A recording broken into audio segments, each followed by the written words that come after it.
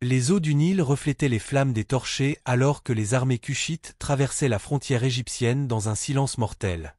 Ce n'était pas une invasion ordinaire, c'était l'accomplissement d'une prophétie ancienne, le moment où les descendants de Cham reprendraient leur place légitime sur le trône des pharaons.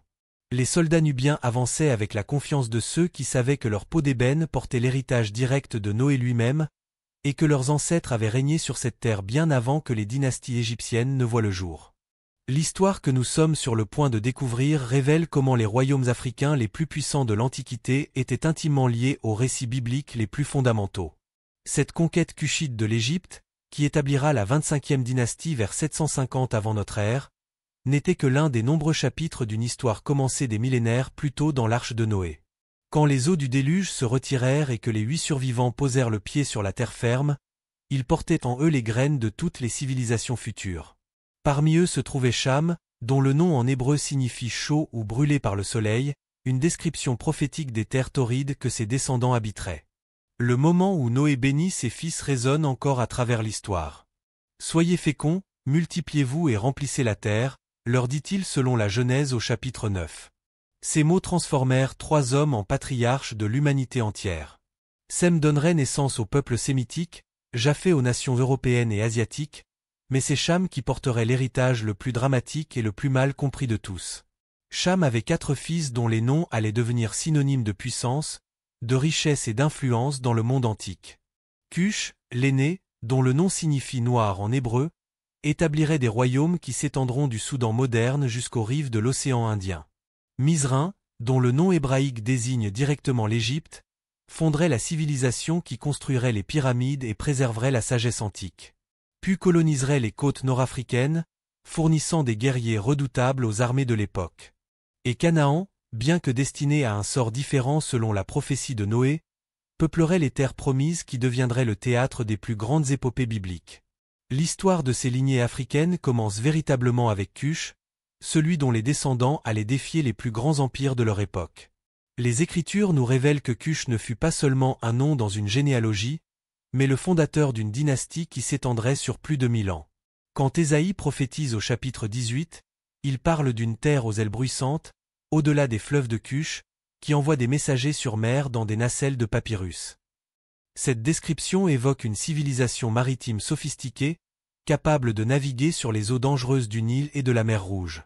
Le royaume de Cush, connu historiquement sous le nom de Nubie, s'épanouissait dans les régions que nous appelons aujourd'hui le Soudan et l'Éthiopie. Ses capitales successives, d'abord Kerma, puis Napata, enfin Méroé, témoignaient d'une richesse qui dépassait souvent celle de l'Égypte elle-même. Les mines d'or nubiennes alimentaient les trésors des pharaons, mais les Cushites gardaient jalousement leurs secrets métallurgiques. Ils furent parmi les premiers à maîtriser le travail du fer, donnant à leurs armées un avantage technologique décisif. La Bible elle-même reconnaît la puissance militaire cushite dans des passages saisissants. Au livre des Chroniques, chapitre 14, nous lisons comment Zérak le Cushite marcha contre le roi Asa de Juda avec une armée d'1 million d'hommes et 300 chars. L'ampleur de cette force expéditionnaire révèle l'étendue de l'empire cushite et sa capacité à projeter sa puissance bien au-delà de ses frontières traditionnelles.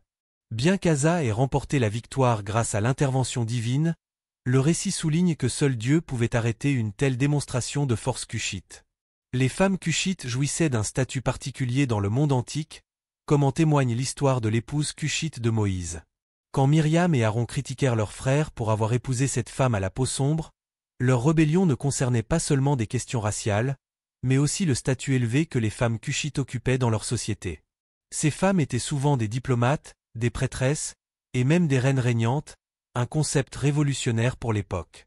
La réaction de Dieu fut immédiate et sévère. Myriam fut frappée de lèpre jusqu'à ce qu'elle se repente, démontrant que les préjugés raciaux n'avaient pas leur place dans les plans divins.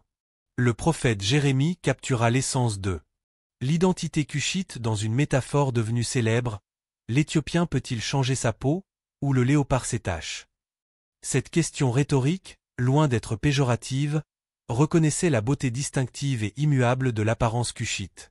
Dans le contexte biblique, cette différence physique était considérée comme une marque divine, tout aussi précieuse que les taches du léopard dans la création de Dieu. L'influence cushite atteignit son apogée lorsque leurs rois conquirent l'Égypte elle-même.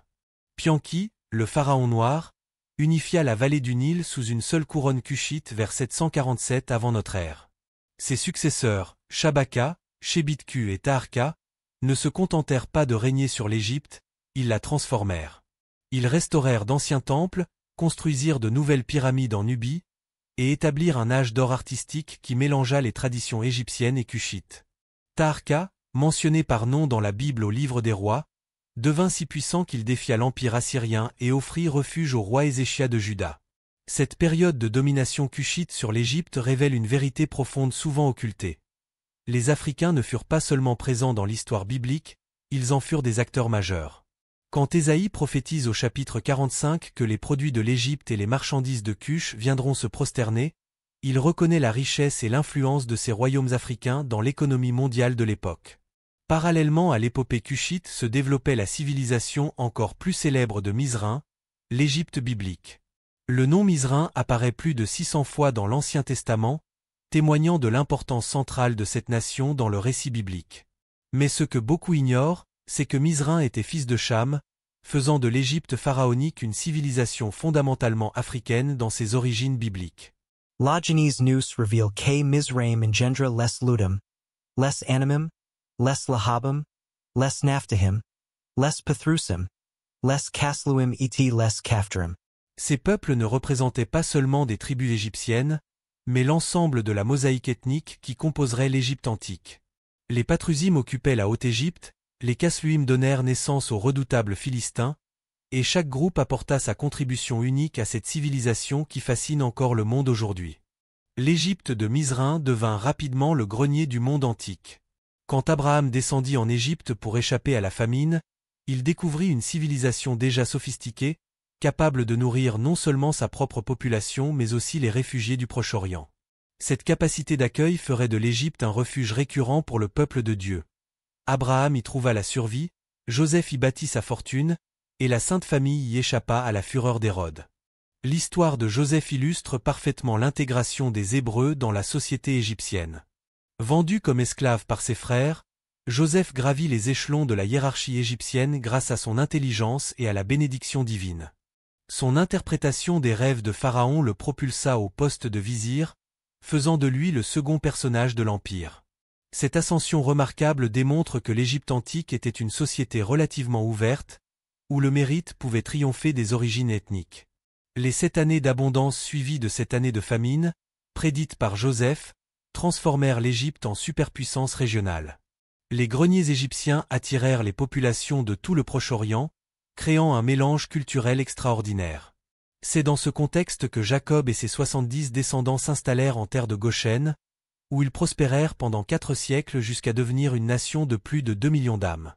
Mais l'Égypte fut aussi le théâtre de l'une des plus grandes démonstrations de puissance divine de l'histoire. Quand un nouveau pharaon qui n'avait pas connu Joseph réduisit les Hébreux en esclavage, Dieu suscita Moïse pour les libérer. Les 10 plaies qui s'abattirent sur l'Égypte ne visaient pas seulement à briser la résistance de Pharaon, mais à démontrer la supériorité du Dieu d'Israël sur tous les dieux égyptiens. Chaque plaie frappait un aspect spécifique de la religion égyptienne.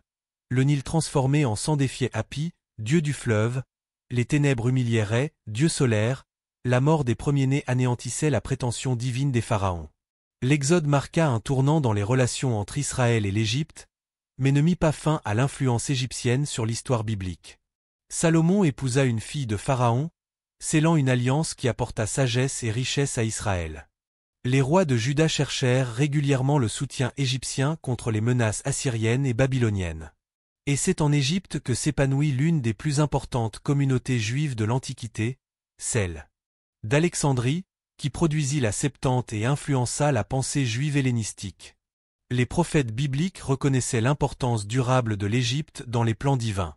Ésaïe prédit qu'il y aurait un autel à l'Éternel au milieu du pays d'Égypte, et que l'Égypte, l'Assyrie et Israël formeraient ensemble une triple alliance bénie par Dieu. Cette prophétie, encore en attente d'accomplissement, témoigne de la place permanente de l'Égypte africaine dans l'économie divine.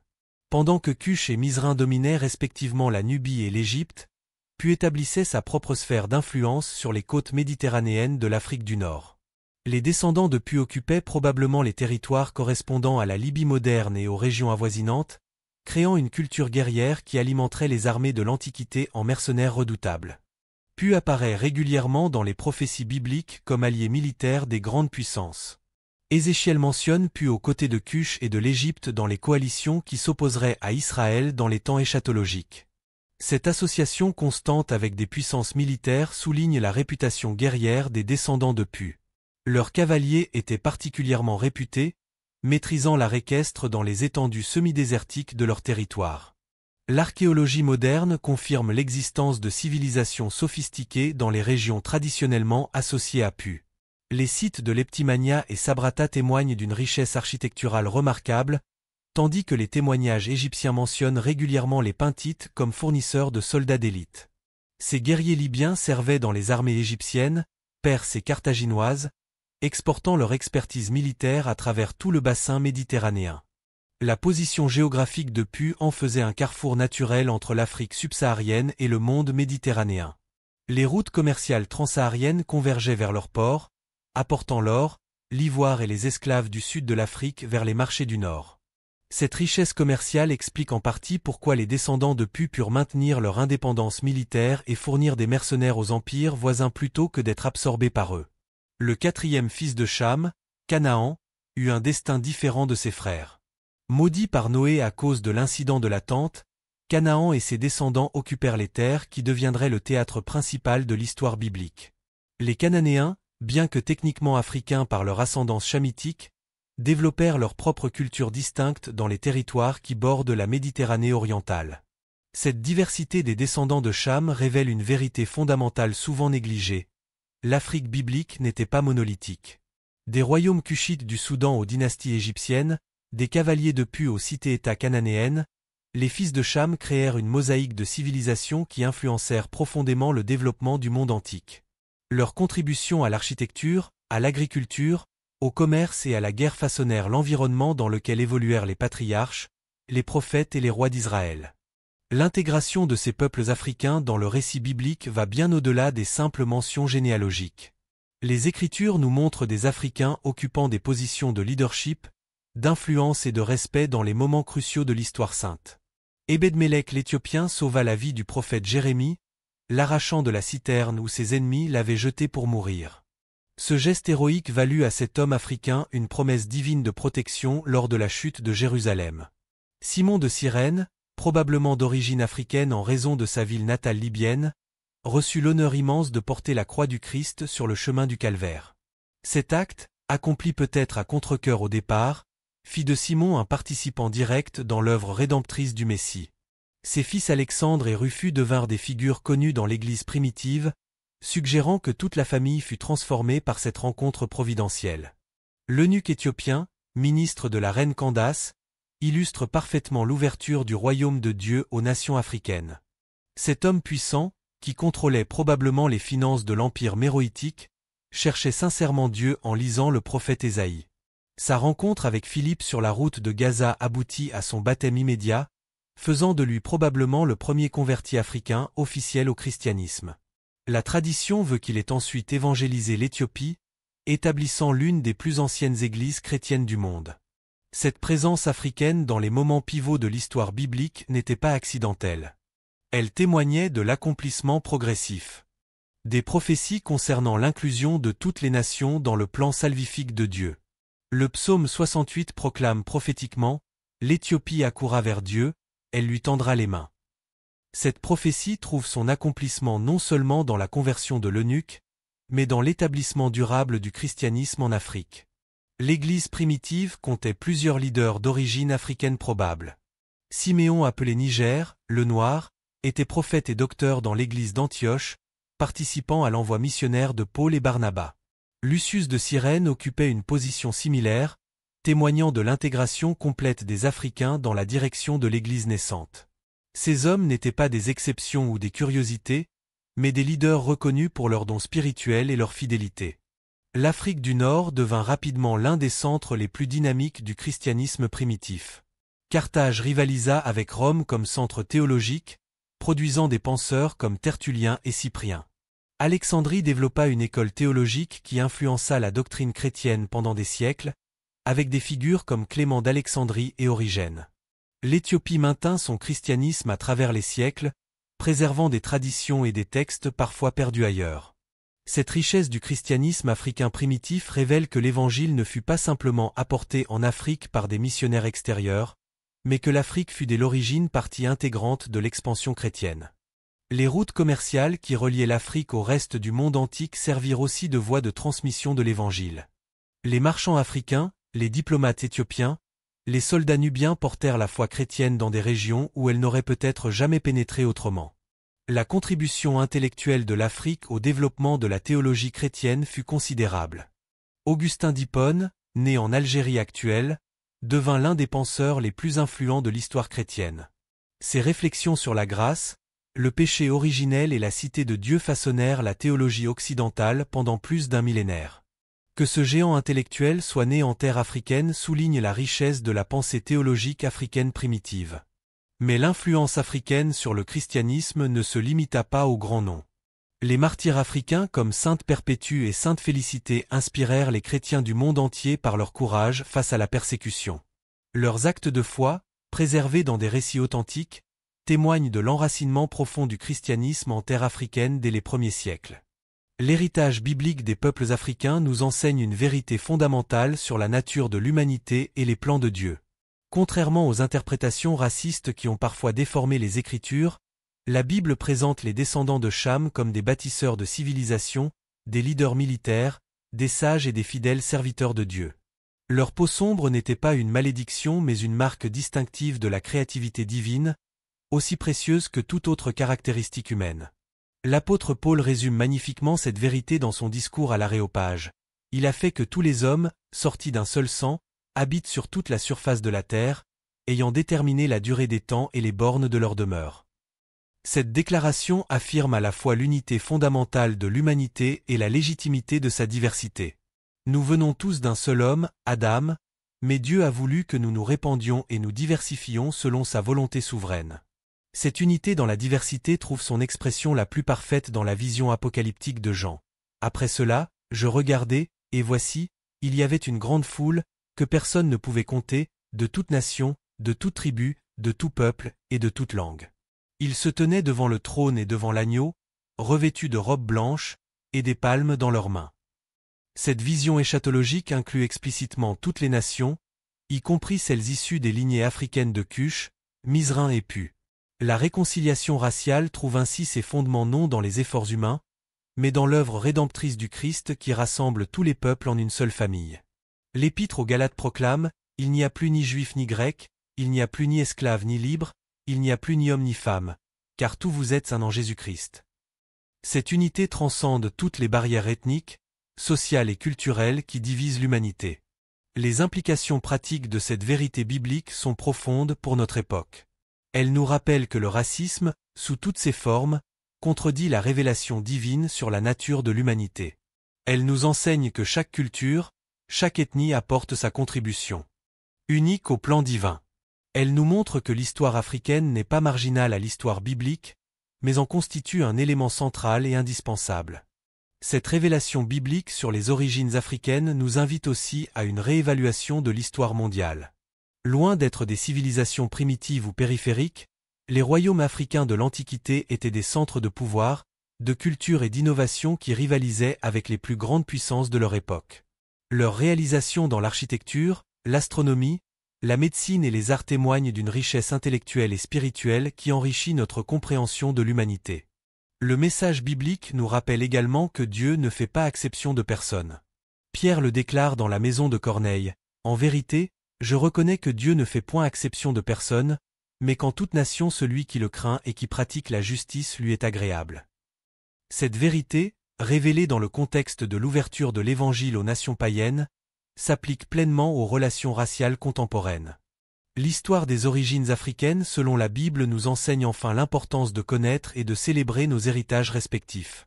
Trop souvent, l'histoire africaine a été minimisée ou déformée, privant l'humanité d'une compréhension complète de son développement. Redécouvrir la place centrale de l'Afrique dans le récit biblique nous aide à restaurer une vision plus équilibrée et plus exacte de l'histoire humaine. Cette redécouverte a des implications théologiques importantes. Elle nous montre que dès l'origine, le plan divin incluait toutes les nations et toutes les cultures. Elle révèle que la catholicité de l'Église, son caractère universel, n'est pas un développement tardif mais une réalité voulue par Dieu dès la création. Elle nous enseigne que l'Évangile n'appartient à aucune race ou culture particulière, mais constitue la bonne nouvelle pour toute l'humanité. En contemplant les royaumes africains de Cush et d'Égypte, leurs réalisations architecturales comme les pyramides de Méroé et de Gizeh, leurs innovations technologiques comme la métallurgie du fer et les techniques d'irrigation, leurs contributions intellectuelles préservées dans les papyrus et les inscriptions, nous découvrons un héritage d'une richesse extraordinaire. Ces civilisations n'étaient pas seulement contemporaines des grands récits bibliques, elles en étaient des acteurs majeurs. La leçon ultime de cette exploration biblique des origines africaines réside dans la reconnaissance de notre humanité commune transcendant toutes les différences superficielles. Que nous descendions de Sem, Cham ou Japheth, nous partageons la même origine adamique, la même vocation divine, le même besoin de rédemption et la même destinée éternelle. Les différences qui nous caractérisent, couleur de peau, traits physiques, langue, culture, constituent la richesse de la création divine plutôt que des sources de division. Cette vérité biblique nous appelle à abandonner tous les préjugés raciaux et à embrasser notre diversité comme un don de Dieu. Elle nous invite à apprendre les uns des autres, à célébrer nos héritages respectifs et à travailler ensemble pour l'édification du royaume de Dieu. Elle nous rappelle que dans l'économie divine, il n'y a pas de race supérieure ou inférieure, mais seulement des enfants d'Adam appelés à devenir enfants de Dieu par la foi en Jésus-Christ. Aujourd'hui, alors que notre monde continue de lutter contre les divisions raciales et culturelles, cette ancienne sagesse biblique offre un chemin vers la réconciliation authentique. Non pas une réconciliation basée sur la négation de nos différences, mais une réconciliation qui célèbre ces différences comme expression de la créativité divine. Non pas une unité imposée par la force ou la contrainte, mais une unité choisie dans l'amour et la reconnaissance mutuelle de notre dignité commune. L'histoire des origines africaines selon la Bible nous enseigne que nous sommes tous héritiers d'un patrimoine commun, tous participant à une histoire partagée, tous appelés à une destinée commune. Cette révélation transforme notre regard sur nous-mêmes et sur les autres, nous invitant à voir au-delà des apparences pour reconnaître l'image de Dieu présente en chaque être humain, quelle que soit sa couleur de peau ou son origine ethnique. En conclusion de ce voyage à travers les Écritures et l'histoire, nous découvrons que les peuples africains ne sont pas en marge du récit biblique mais en occupent le centre même. De Cush le puissant à Mizraim le sage, depuis le guerrier aux saints africains du Nouveau Testament, l'Afrique a contribué de manière déterminante à l'histoire du salut. Cette contribution continue aujourd'hui dans les églises dynamiques du continent africain qui témoignent de la vitalité persistante de la foi chrétienne en terre africaine. Que cette redécouverte des origines africaines selon la Bible nous inspire à cultiver l'humilité, la curiosité et le respect mutuel dans nos relations interraciales. Que nous apprenions à voir dans chaque visage, quelle que soit sa couleur, le reflet de la gloire divine. Que nous travaillions ensemble, forts de notre diversité mais unis dans notre humanité commune, pour bâtir un monde plus juste et plus fraternel. Cette exploration nous interpelle personnellement. Comment nos propres attitudes et préjugés résistent-ils à cette révélation biblique de l'unité humaine? Comment pouvons-nous contribuer concrètement à la réconciliation raciale dans nos communautés? Comment notre compréhension de l'histoire africaine influence-t-elle notre engagement pour la justice et l'égalité? Merci de nous avoir accompagnés dans cette découverte fascinante des origines africaines selon la Bible. Si cette exploration vous a éclairé, n'hésitez pas à la partager avec vos proches et à vous abonner à notre chaîne Histoire biblique pour continuer à explorer ensemble les richesses inépuisables des Écritures. Vos commentaires et vos réflexions enrichissent notre communauté de chercheurs de vérité, et nous avons hâte de poursuivre cette aventure biblique ensemble dans de prochaines vidéos qui révéleront d'autres trésors cachés de la parole de Dieu.